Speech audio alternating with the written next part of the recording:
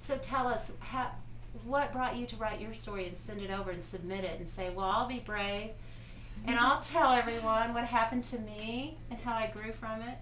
What happened was I've always wanted to be a writer, and so when people started seeing the call for entries that Lisa had put out, I immediately responded. I was like, I totally want to write my story. There's no question about it. I didn't even know Lisa at the time, so I wrote my story. She had a deadline. I wrote it. I submitted it like the day of the deadline or something around there, and I just sent it off and didn't know what was happening from there. But I knew that I wanted to write my story, and ironically, that summer that I submitted it, I had never actually spoken my story out loud in a public setting, and I was working with a coach in a group coaching program, and she asked me to volunteer to say my story. And so from her practice of allowing me that space to say it, I knew then that I could go back and write it. And I wrote details in that story that I had never said out loud before, and things that I remembered about my dad's passing that I never tell people. I never shared it. So it was reliving it for me, and it was a great process and a great experience.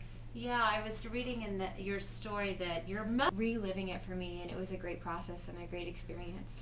Yeah, I was reading in your story that your mother was even surprised that you had details that she had even forgotten. That she was surprised at 5 years old that when your father passed, that you could remember those details so vividly. And so my sister is 3 years older than me, so she was 8 at the time that he passed away, and she can't remember any of it. So me, I have all these memories that even from the funeral to my sister not even being able to remember spending a day with him.